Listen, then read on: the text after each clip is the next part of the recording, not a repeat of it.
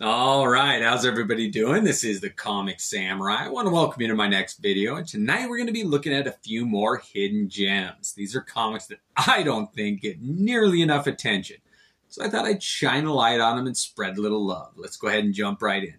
First up, we got this beautiful Adventures of Superman number 463, and it features a race between the Flash and Superman. And in my opinion, this is the best race that these two heroes ever had. It's the first time that Wally West raced against Superman, and you get to see his thought balloons, and he's not quite sure of himself. He just took over the mantle of the Flash from Barry Allen, who was a legend among the other heroes. So you get to see his doubt and whether or not he can fill the shoes of his predecessor. And in this issue, there is a definitive winner. They declare a winner. A couple times that they've raced before, it was a tie or they left it up to the reader to decide. But in this one, you get to see who the winner is, and you get to see the JLA root for their favorite hero, who they think's going to win. And oh, it's just a great comic book. I really do like this one. And you get to see Mr. Mxyzptlk. That's how I always said it. I'd love to know how everybody else says that little imp's name. But Mr. Mxyzptlk sets up the whole race, and you get to see how he's taken down too. It's just a great comic. The art in this, it screams 90s, and it is really some good art in it. I enjoyed this comic book, and I think it's underrated. So go ahead and pick that one up if you can find it. But let's move on. Next up, we got another series called Black Gas. And this one was put out by Avatar Comic Books. And it was written by Warren Ellis. And if you want a really good post-apocalyptic zombie horror end of days type story, then this is it. It shows how this iteration of zombies were created. This black gas comes out of the earth after an earthquake, and you get to see how these survivors on an island handle it. And I'm going to show you all the covers as I talk about it, but you get to know the characters and you root for them, and it's a lot like The Walking Dead. You get to see how some of your favorite characters die. And I mean, you think the main character that you're first introduced to is going to be the hero of the story, but it's not. It ends up being his girlfriend. Now, this first series was just a 3-issue limited series, and it ended, and she finally got off the island, and you get to see how she escaped the zombies. But it leads right into this Black Gas series 2, and it was also a 3-issue limited series. And like I said, it picks up right after that first series. It might as well have been a 6-issue miniseries, but you get to follow this character as she goes back to the mainland and see what happens to her there. And it is dark and twisted and horrific. And again, main characters die. And this story takes twists that I did not see coming. And Warren Ellis really weaved himself a great story that could easily be turned into a movie. I really like this Black Gas series. And there's a couple like this, like Crossed and things like that I really enjoyed. And this was pretty good. But if you really want just a short 6-issue, well, you can do the 3 and get the first series. But if you want all 6 issues, then you can get that series and just enjoy every second of it. All right, next up, we got Amazing Spider-Man Annual 15. And this one features the Punisher interacting with Spider-Man and Doc Ock. And it's all drawn by Frank Miller. And this was right before he jumped into, well, really got into his Daredevil stuff. And you can see it. Oh, it's such a interesting dichotomy of Frank Miller's sensibilities of grim and gritty going against this friendly neighborhood Spider-Man. And then you throw in the darkest character that Marvel Comics has with the Punisher. And it's really interesting to see how those characters connect under Frank Miller's helm, and it is just so well done. The art on this is spectacular. If you want some good Frank Miller stuff where he was really figuring it out before he moved into Daredevil, go ahead and get this Amazing Spider-Man Annual. It is really underrated. Every page of Frank Miller goodness. All right, next up, we got a series called Bloody Mary. And this one was put out by DC Comics under their Helix label. And this one was written by Garth Ennis, drawn by Carlos Ezquerra. And when those two get together, I love them as a team-up.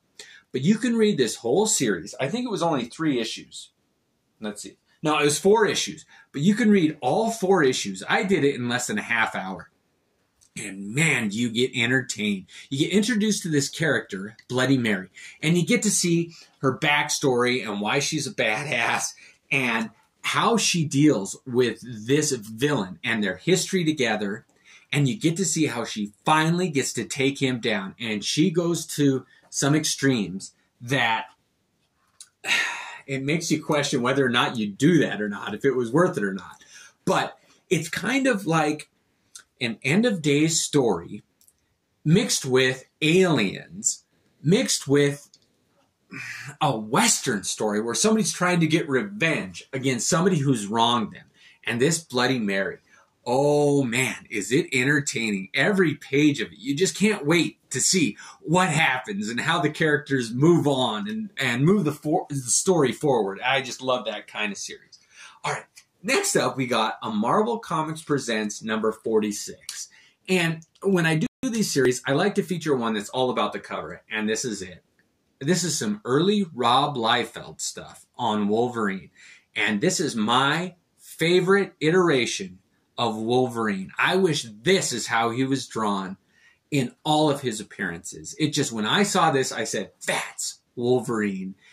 And it's what kicked off my love for the character. So this Marvel Comics print, the story's inside. It was drawn by one of the Buscema brothers. And it's like if you read the first couple issues of the Wolverine regular series, it took right off from there. If you like the flavor of Wolverine regular, his first series, 1 through 4 or so, then this is a great continuation of that. Oh, that cover. I really think that's underrated as a cover right there.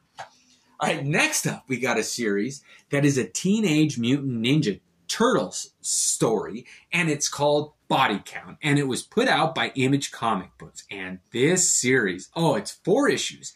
And if you want a good romp that features Casey Jones, you get to know that character and Raphael, but the main draw of this whole series is art done by Simon Bisley. Now, Eastman, one of the co-creators of the Teenage Mutant Ninja Turtles, wrote it and did the layouts. And then he handed it off to Simon Bisley. And Simon went wild on this. Oh, man, I have never seen the Turtles like this. And it's not necessarily for kids. I mean, it's not over the top gratuitous, but it pushes the envelope. Oh, man, does Simon Bisley take you on an adventure with those two. It's like when I read some other reviews of this series, and a lot of people said it's a John Woo movie. And if you don't know who that is, he's an action director, and it was all about bullets flying and explosions, and that's pretty close. It's like a Michael Bay, John Woo, Teenage Mutant Ninja Turtles story drawn by Simon Bisley with Raphael, and oh man, they go through the ringer on this story, and it is just an adventure. It's a buddy cop type story drawn by Simon Bisley. I mean, underrated in my book. If you're a Teenage Mutant Ninja Turtle fan as an adult and you want to see an adult story told with those characters, get that series, Body Count. The next one I'm going to feature is Caliber Presents number 3. And this comic book, oh man, it's got a bunch of stories in it. But it features a story which is on the cover by James O'Barr, the guy who created The Crow. And it follows this military group, and one of the main characters is Danzig. And he's featured right there on the cover. And what a character. I can't believe he hasn't had his own series yet. But it's like The Crow, even more militarized and ultra-violent and gory, and I just think this is an underrated comic book. That cover. Caliber Presents is the series that introduced The Crow in Caliber Presents number 1, but he wasn't featured on the cover, and the covers are a little weak, but this one finally puts J. O'Barr front and center, and oh man, they nailed it. I love that cover. All right, last one is one of my all-time favorite comic books. It's The Uncanny X-Men number 162. And it features a solo story by Wolverine. And they've done a couple before, but they always did shoot-offs with the other X-Men and what was happening. But this one, every page is drawn by Dave Cockrum. And it was at his ultimate peak of drawing the X-Men, and written by Chris Claremont, and it features Wolverine going up against the Brood, and you get to see his thoughts, his doubts, his aspirations, what he hopes for. And at the end, you get to hear him talking about how it is to overcome these Brood and what it's going to take. And you watch him witness a character named Fang, one of the Imperial Guard of the Shi'ar Empire, who he got his costume from. You get to see that character, Fang, get taken over by one of these Brood, and he's horrified by it. Like, he knows Fang has almost all of his powers, and he sees this villain, well, not really a villain, but another character, get taken over by this parasite-type alien, the Brood. And at the end, he gets taken over by the Brood, and he's got to fight it, and he doesn't know if he can do it. And just every page, I just can't say enough good things about this comic book. It's not that expensive yet, and if you get a chance to find this one, get it. You will not regret it. I love this comic book. So that's my group for tonight. I hope you enjoyed it. Let me know if you thought they were hidden gems, and I hope everybody enjoyed. Have a good night.